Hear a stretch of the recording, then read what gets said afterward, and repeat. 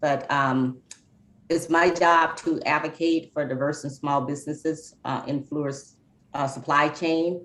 And we're very pleased to participate in this event with you today. Our presence is because of my relationship with Ed Ryland. I've known him for many years in the supplier diversity space, and just happy that Fluor could participate with you all today. Awesome. Thank you so much, Annie. Dan?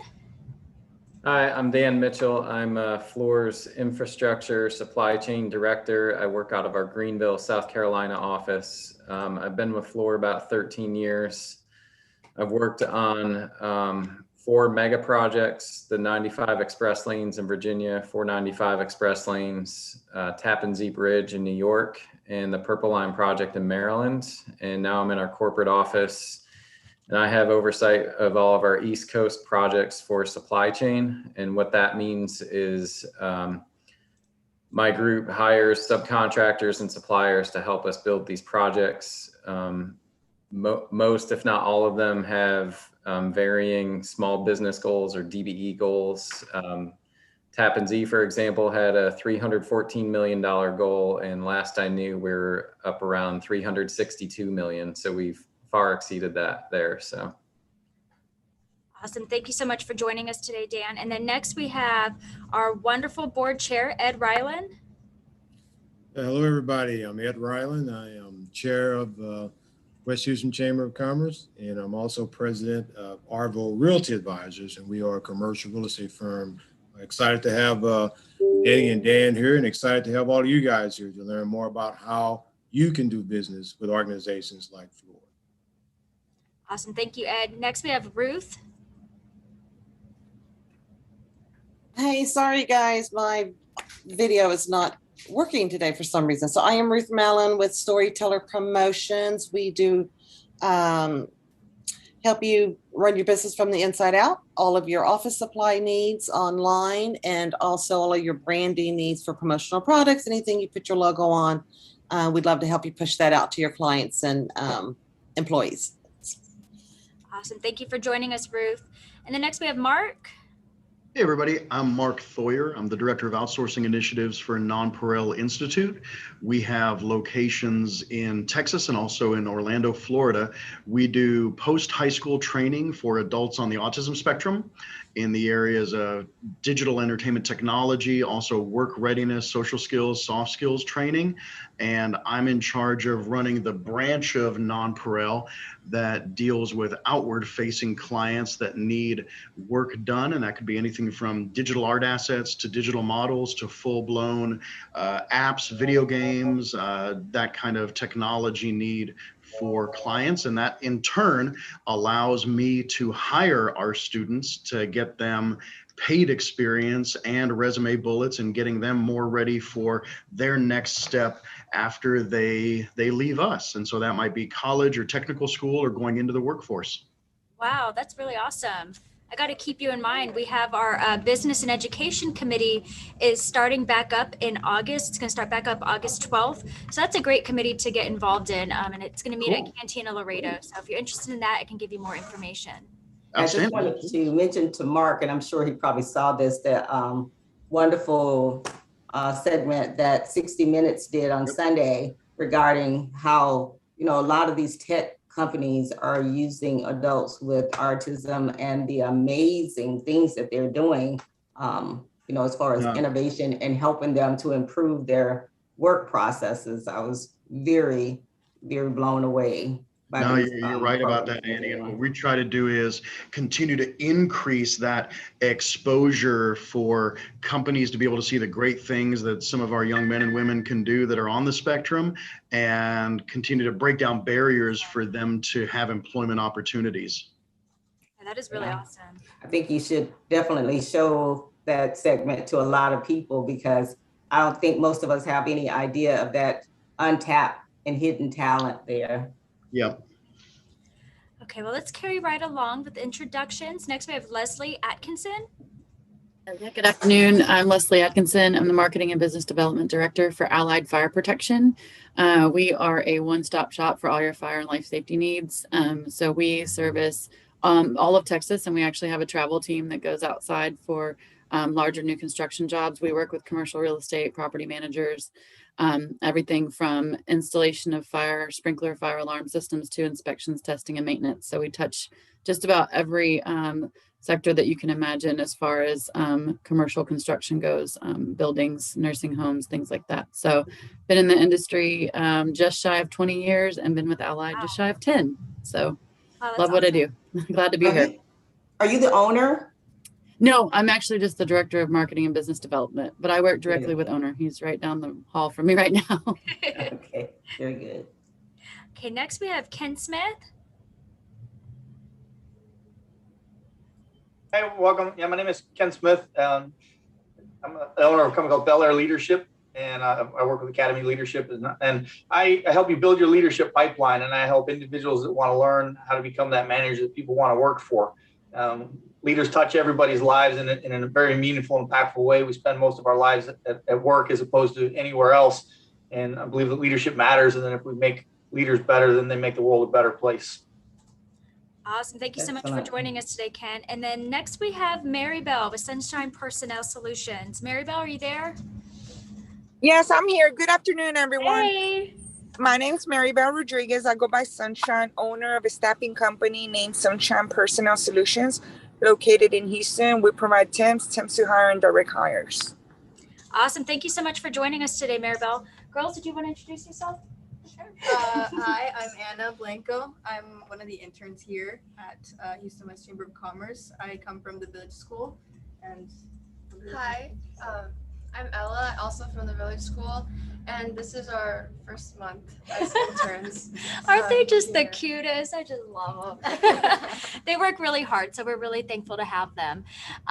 Okay, well, we have a few more guests that are supposed to join us, but we'll let them just come on in as we file through. At this time, I would like to reintroduce Ed Ryland, our board chair, who's going to lead us into our welcome for today and then introduce our speaker. Yeah, so I will not take up much time because I want to have Dan and Annie give you guys as much information as possible. But again, welcome and thank you for participating in this. One of the things that we talked about this year when I became chair is that we want to make sure that we always run our thinking through members first.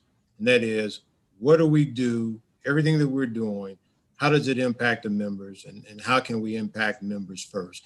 And one of the things we knew was a challenge for members, and that was because of the pandemic, many small businesses have either gone out of business or are struggling to just stay in business.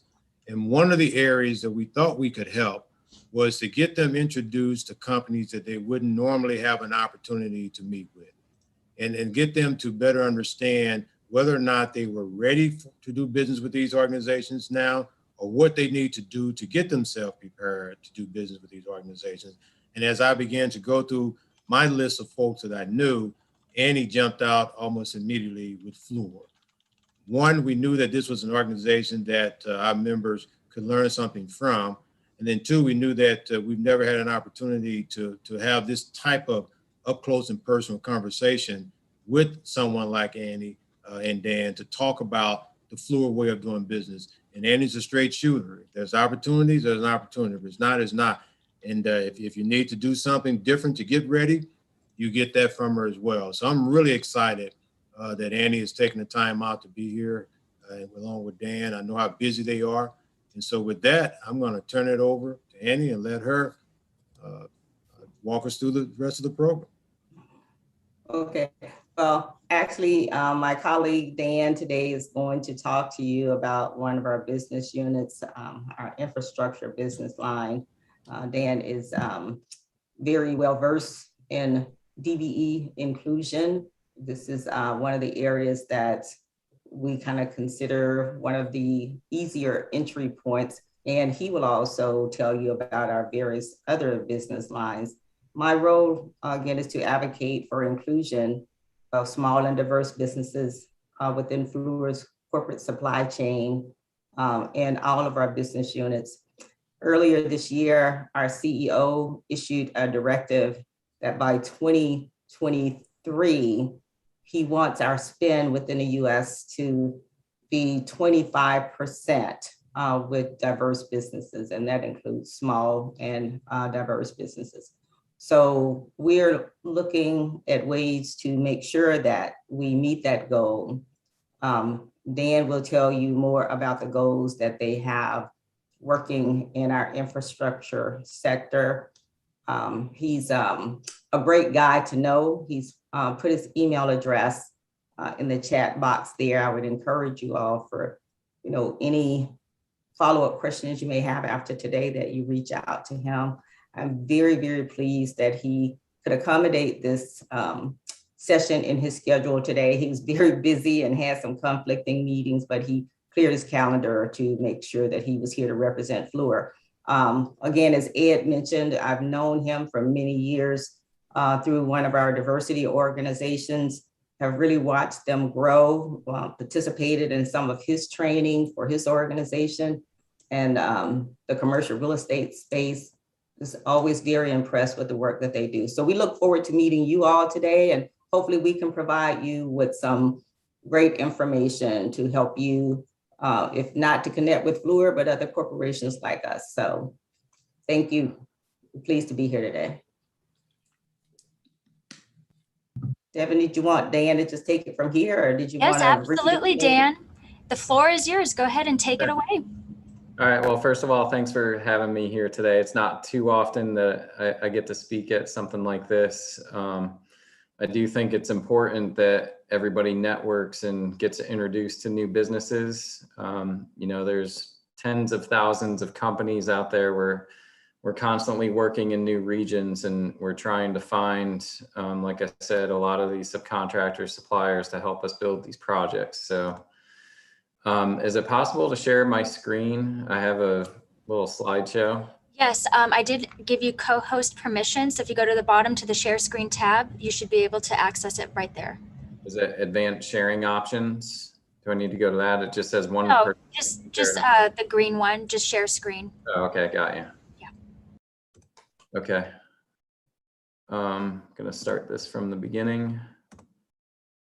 Okay, so mainly I'm going to talk about infrastructure. That's don't see anything. Oh, you don't?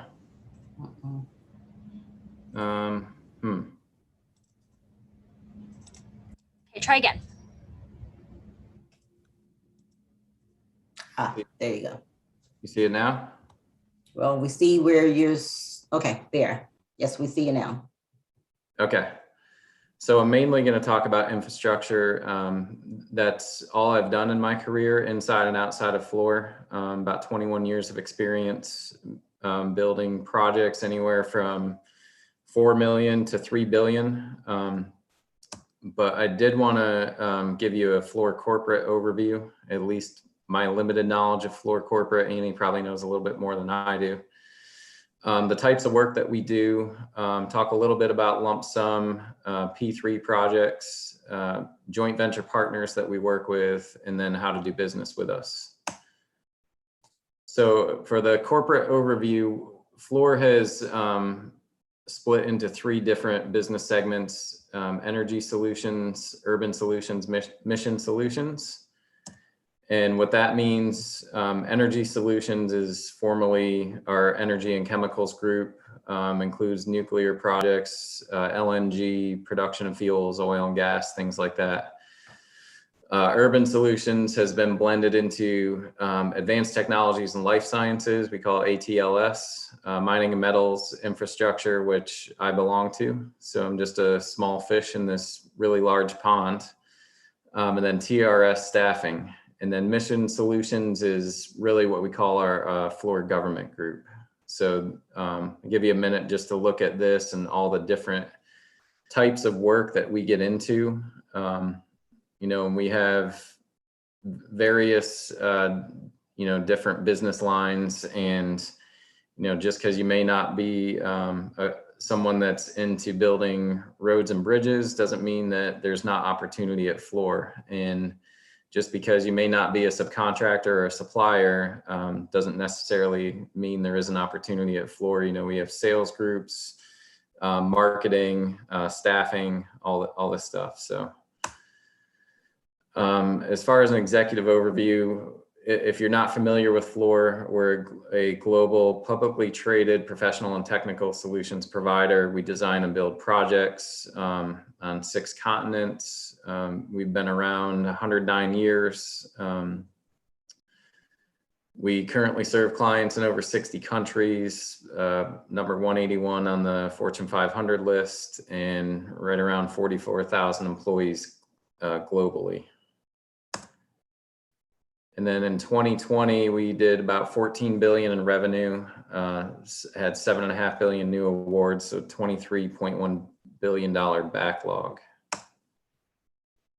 And then I added this slide in here as far as global community relations. I think it is important that, you know, aside from just building these projects, that we are involved and active in the community. We have, you know, gotten involved in, you know, the Fluor Foundation contributed more than 200 million over its history, 5 million in 2020 to community initiatives and programs. You know, we help out with students in science, technology, engineering, math, or STEM training. And we also, you know, help with the hungry. So I think that's an important aspect of what we do as well. So now I'll get into a little bit about infrastructure and how we are different than a lot of the other business lines that I mentioned before. So what we typically do is roads, bridges, and rail. And with rail projects, there's usually a lot of systems work involved. A lot of our projects have what we call an O&M period, or operations and maintenance. Those can extend, you know, upwards of 30, 35 years. We do a lot of public-private partnership work.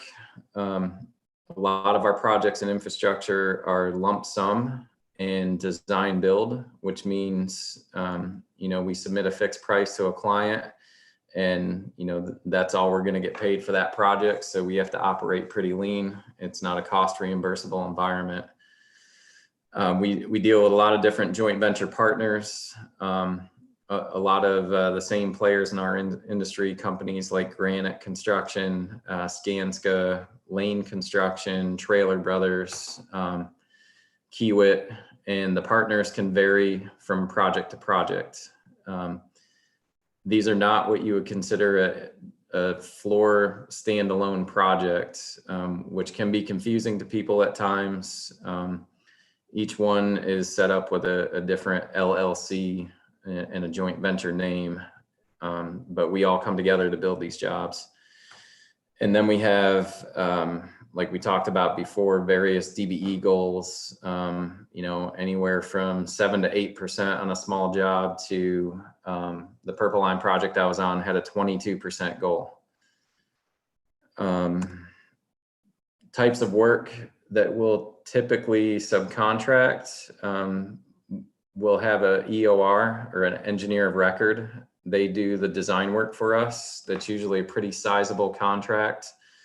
And with the engineer of record, they will have, you know, probably dozens of small consulting agreements with various design firms to help them get their work done. We'll have public outreach, community relations. A lot of times we'll hire local police to help us with our work zone setups, numerous design consultants, and oftentimes we will hire a DBE consultant to help us manage the DBE program. Project management, schedule management consultants, we usually don't get into that type of work. We do that in-house. There's a lot of quality assurance, quality control inspection work, quality assurance lab, maintenance of traffic, structures, beams and girders for the bridges, columns, paving, striping, bridge fencing, barrier, guardrail, concrete flat work such as sidewalks, curb and gutter, trucking work, you know, all the standard stuff that you would normally see on a roadway project. And of course, there's a lot of walls that we build too. In some of these highways, we're adjacent to some of these communities, so we'll put in sound walls, a lot of utility work, and bridge work and electrical systems. As far as public-private partnerships, if you're not familiar with those, what that typically involves is a private company will work with the federal agency or the DOT. They will invest in some of these highway projects, and they will help the DOT or the federal agency finance the project. They'll be responsible for the design and building of the project, as well as operating and maintaining it, in exchange for their investment into these projects to help these DOTs in all of these states make these roadway and infrastructure improvements. The private consortium will be the ones to collect all of the tolls and the fares and, you know, that type of revenue that the state would normally collect. You know, a lot of people may not be in favor of these private companies coming in and doing this, but the other way to look at it is, you know, you sit in a lot of this traffic. If these private companies didn't come and do this, a lot of these agencies don't have the funding to make these improvements. So it's a way to help get these jobs built and these improvements made. Like I said, it's a long-term agreement, sometimes 30 years, 35 years. They run financial models to figure out, you know, how much toll revenue there might be or how much fare revenue on a light rail job. So these types of projects are very high risk for us. The contract is very important to us because, like I said, it is lump sum. And with lump sum work, if you know, I don't care what you're doing. If you're building a deck or a pool at your house, you want a well-defined scope. You want to make sure that the price that you're paying, you know, you're getting every bit of the scope included. You want to make sure your pricing is fit for the scope involved. You want to set and meet schedule and production expectations, and you want to have clear payment terms and make sure that you're keeping your cash flow positive. We deal with a lot of small businesses, and a lot of them can struggle with cash flow. We will make concessions and, you know, give them 30-day payment terms, even though sometimes we're waiting 65 to 70 days to get paid ourselves. And oftentimes we can get looked at as, well, you know, you guys have the $2 billion project, so, you know, you guys have a lot of money. Well, we all have a cash flow and it's all relative. So joint venture partners, like I said, every one of our projects is different. Tappan Zee, we were partnered with 3 other companies: Granite Construction, American Bridge, and Trailer Brothers. Down in the Purple Line in Maryland, we were partnered with Trailer Brothers and Lane. It just depends on the project. We do a lot of work in Texas with Belford Beatty.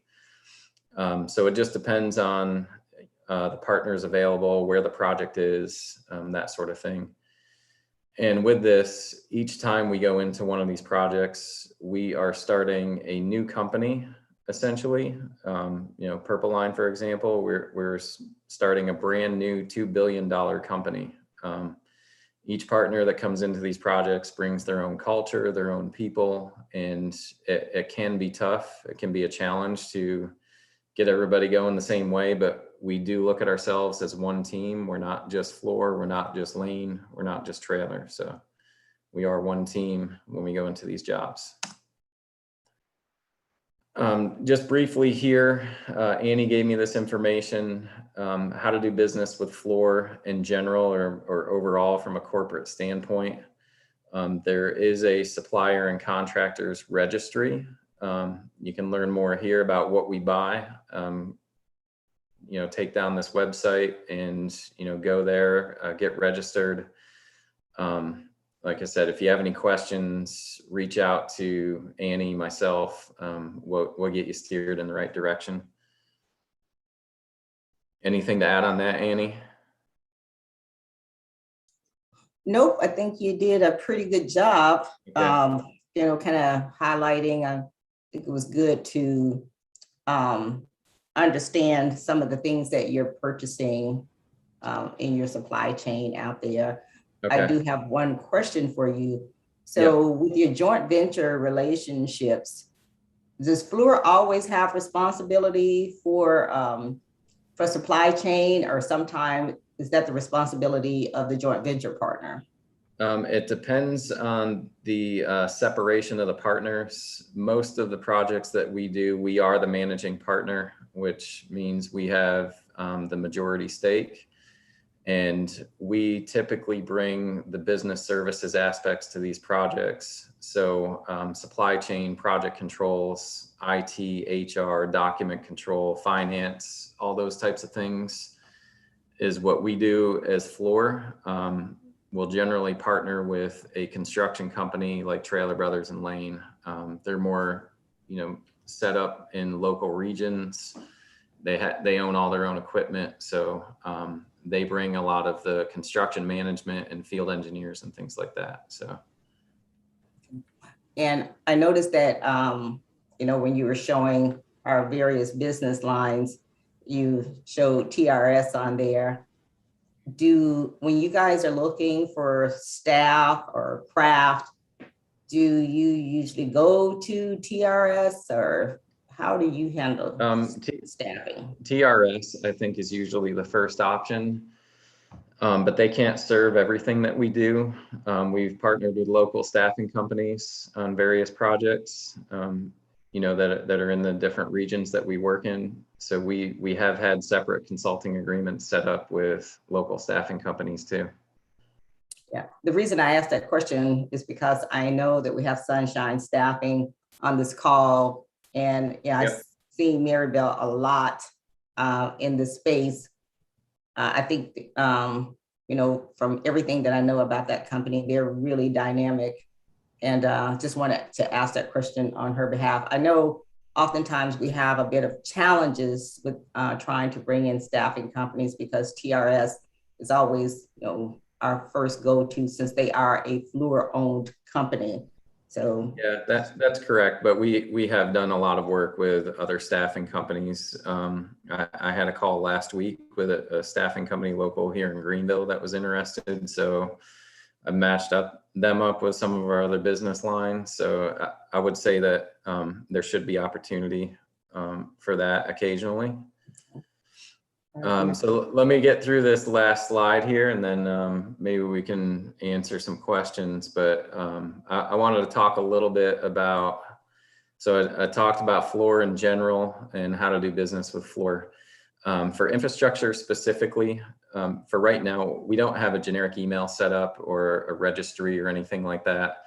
Where we've been directing people is, send me an email, and one of my employees developed a database in QuickBase about 1.5 years ago. And it's a really neat database because you can sort it by vendor name, scope, contact person. We can put keywords in there. We can sort it by region. So example, if we have a job in Texas and we're in the need for staffing services, we can type that in and it'll pull up all the firms that we have in our QuickBase database. And any opportunity for new projects will be based on, whatever scope of services there are for that specific job. I think Ed said it at the beginning, when there's opportunity, there's opportunity. If there isn't, there isn't. We are very straightforward when it comes to that. A lot of companies, they may put you through a rigorous pre-qualification process just to get on a bidders list. We normally don't do that in infrastructure because, we want to work with these companies. We don't want to be exclusive on the front end without talking to them just because of something they filled out on a application form or a qualification form. So we would rather have people tell us what types of scopes they're interested in, what types of services they provide. We'll get them categorized. When those opportunities come up, we'll send it out to them. We'll have them fill out a qualification questionnaire with their response, and then we'll evaluate it that way. But, at least we are giving that opportunity and not being exclusive on the front end. Is that done if we go and do the register through the Fluor Services Procurement Supplier website? Is that how you get into that database, or is it a separate process? This one here on this slide, this is for overall Fluor. For what we do in infrastructure is set up a little bit differently. Okay. We don't really get involved with this registry. So this is why we developed our own QuickBase database. So if you email me with your information, I usually forward that to the guy that developed this database, one of my employees, and he'll go in and do all the data input. And when we win a new project, and his name's Richie, and I just say, hey, Richie, we need an MSE wall supplier for this job in Texas. Can you run a report on who all we have? And he'll be able to pull that up pretty quickly. So if there's any keywords that you want us to put in there to help filter as far as the types of work that you guys do, you know, feel free to add those. And then when those opportunities come up, it would be an email notification by the proposal team or the specific project team. Like I said, you may be asked to complete a qualification questionnaire in response to a request for proposal. You know, respond to the notice if interested. A lot of times we've given plenty of opportunities to plenty of companies and then we don't get responses. So if it is something that you are truly interested, I encourage you to respond. And when it does come time to get the pricing information or get the proposals, we go through an evaluation process. And for any of the unsuccessful DBE bidders, we offer debriefs to help them for the next time that they submit a proposal to us. So that's it's more or less the end of my presentation. I'm happy to answer any questions that anyone might have.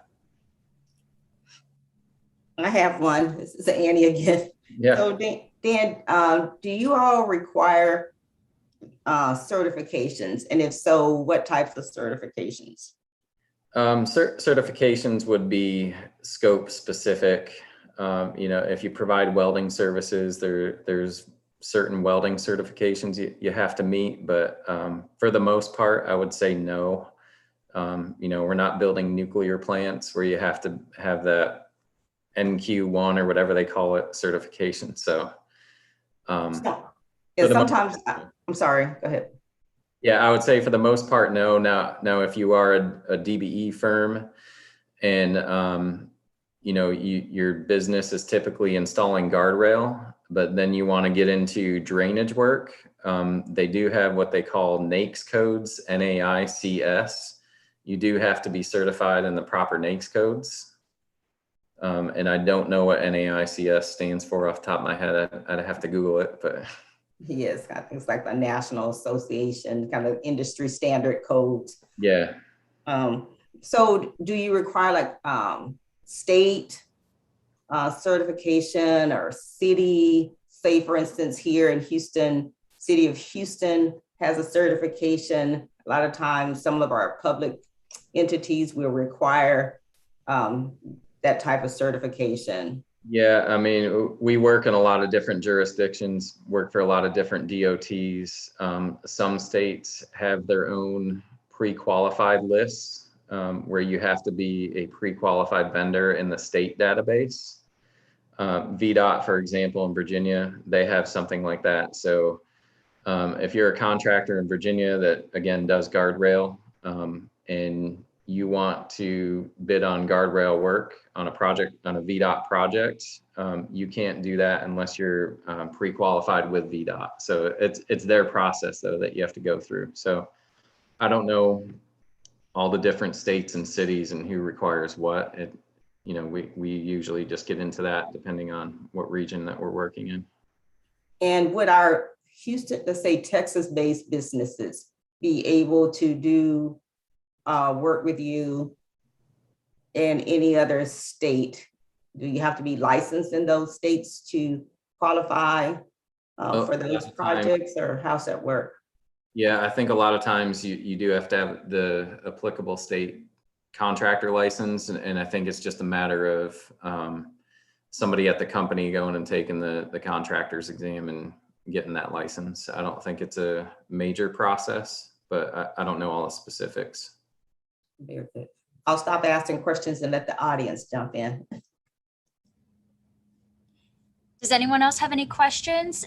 We can open it up for discussion at this time. You can go ahead, just either raise your hand and I'll call on you, or you can just speak up and unmute yourself, whichever you prefer. By the way, I do have a comment. that was a good presentation. Oh, thank you. Mary Bell, you had a question? Yes, thank you. It was an excellent presentation. This is Mary Bell with the staffing company. I did hear that you do have other staffing companies. I would love to have an opportunity to become a vendor on your list. So I just want to know the protocol to do so. Can you send me an email to my email address? I don't know if you have a company brochure or a website, anything that you have, any materials that you have about your website. Email that to me. I will, and I have all the NAIC codes. They're on my capability statement. I'll send all the information to your email. Thank you. Okay, sounds great. Do you only do work in Texas, or do you work? No, I do not. I do in Houston, outside of the city and state. Okay, I do have some contacts outside of Fluor as well. A DBE consultant that I've worked with on multiple projects. I can forward your information to him too, so you're in his database. I think that may help. And I did want to point out that I do have a counterpart in the West region. She's actually based in Dallas, Texas. We work closely together. She is really tied up on the LBJ project, which is I-635 in Dallas right now. So I agreed to speak at this event. Normally, she might be the person to handle the Texas work, but we just, we jump in and just do whatever is needed. So her name is Lauren Rudd, and I'll share your information with her as well. Thank you, Dan. We appreciate you. She's a great advocate. And when she couldn't be here today, she asked Dan to step in. And again, I was very pleased that he would clear his schedule to come and present today. So I encourage all of you to just absorb some of the information, get in contact with Dan. Again, like anything, there has to be an opportunity, but I'm very fond of saying we need to know you before we need you, right? So start making, those connections and relationships. And when those opportunities come up, you're already there. So Dan, I have a couple quick questions for you. And again, I thank you again. This was really, really very informative and great information. And thank you so much for your time. So the first one is, in terms of the different types of professional services that you use on your projects, you talked about the link that we can go to see what you buy, but in terms of professional services, what type of professional services? You mentioned architectural services, engineering services.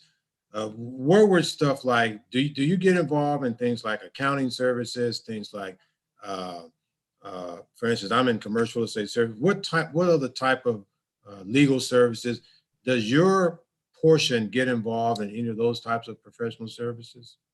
On occasion, we will hire outside legal firms to help us with some of the legal and claim challenges we have on our projects. We don't usually get into accounting. Fluor has a lot of in-house accounting people and a whole AP department.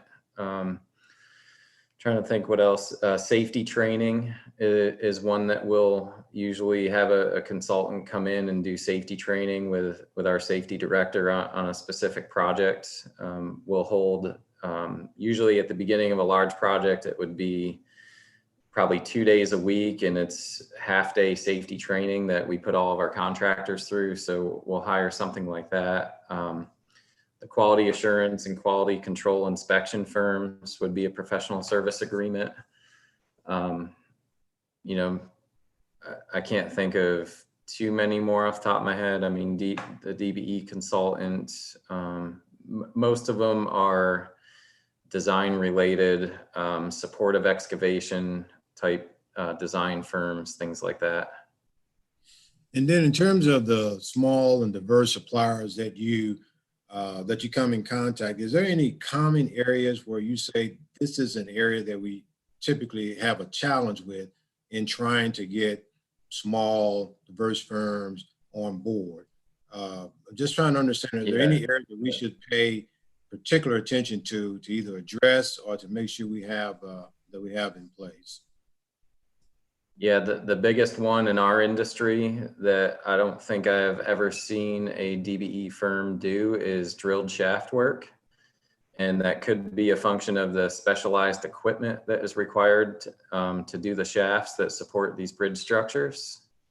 That one immediately jumped out. A lot of the other types of work we can find. I'll say, if somebody's looking to start up a company or a contracting business in this industry, there is plenty of opportunity right now, especially if this infrastructure bill passes at some point here that we've been hearing about for years. But hopefully that passes soon. The demand is going to far outweigh what we have right now in this industry. I think I heard something a couple of months ago where we're probably 27,000 craft workers short in this industry. So maybe I'll change careers. Yeah, you and me, we can team up. There's a lot of need out there. Yeah. You'll see me with a hard hat next time you see me, Devin. I'll be walking around with a hard hat on. Yeah, but we do a lot. There's a lot of really good DBE reinforcing steel installers out there. I would say guardrail is a challenge on occasion. And some of these, I think we talked about it a little bit at the beginning of the presentation, where it's hard for some of these smaller companies to break in.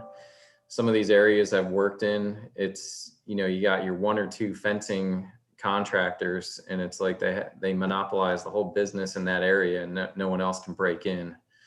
Fencing, guardrail, it's you have your little niche contractors, and it's a tough thing to break into, but hopefully we see more and more companies getting started.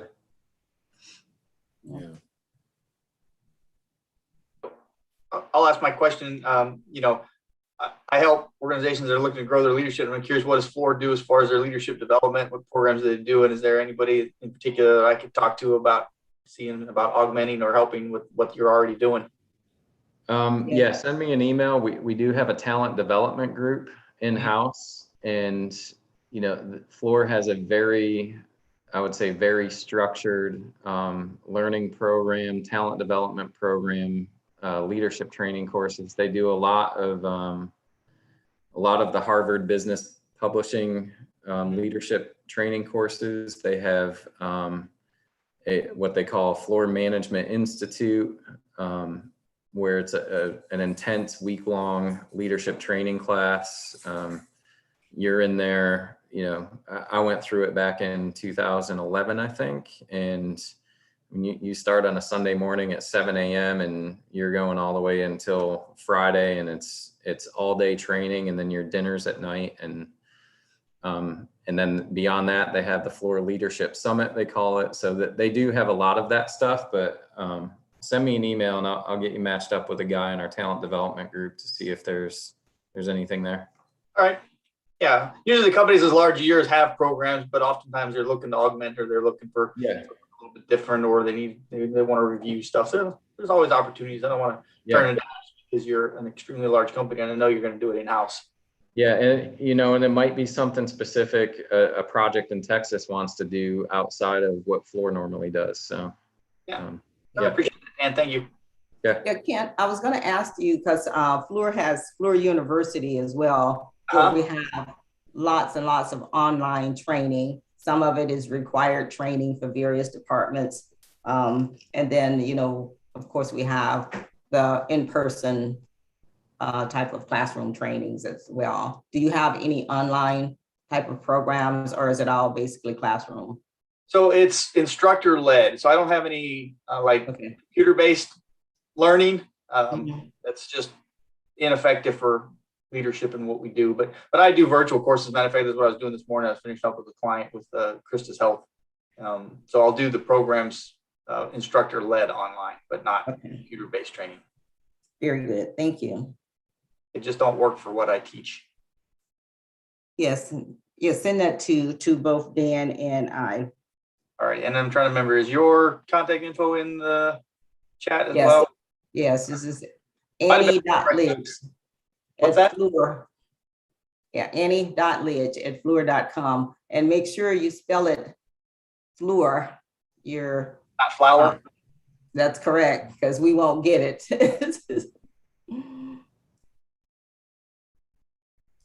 Okay, I will send that to both of you guys. Okay. All right, so Devin, do we have any other questions? I know we got folks on YouTube perhaps listening as well. Let's check. Do we have anybody else who's on this call who has a question? While she's checking, I did want to ask Maribel a question. Maribel, don't you provide technical or craft type labor as well as administrative? I don't know if she's still on. Maybe on mute. Maribel, you may be on mute. Maybe she didn't. And there hear were no me. questions on YouTube, Okay. but I'll put the link here because we have all of our other videos. I'm here. I'm here. I was not able to unmute. What was the question? Yeah, I was asking about the staff, your capabilities. I was saying, don't you provide craft labor as well as Yes. administrative, technical? Yes. Yes, ma'am, I do. Office professionals to labor from labor to skilled. Yeah, I think that's pretty unique because oftentimes it's hard Can you to hear me? find those. Yes, we can Yes. hear you. Yes, it's from labor to skilled. Yes, and I was gonna say, that's kind of unique in the staffing area because oftentimes it's challenging trying to find the companies that can provide craft labor. So I just Yes, kinda ma'am. want And I have all my certifications. I'm HERF certified, DBE, just all my certifications are on my capability statement, and OSHA certified as well. Very good. Thank you. Thank you. All right. All right, guys. Well, I just dropped the link for our YouTube channel. Go ahead and subscribe too. Our next How to Do Business is going to be scheduled on August 19th, where we're going to feature HEB. So that's going to be a good one as well. But I want to thank Dan for coming in today and doing this presentation. Fantastic presentation. I actually have the PowerPoint for that. So if anyone would like that, I could go ahead and forward that to you as well. And thank you, Annie, for coordinating all of this. And thank you, Ed, as well. This was all Ed's grand, big idea. So huge thanks to Ed. It's our pleasure. Thanks for having me. Appreciate it. Thanks, Thank Dan. you, Thanks, everyone. Andy. Thank Thank you everybody all. for joining. Okay. Take Have care. a great day.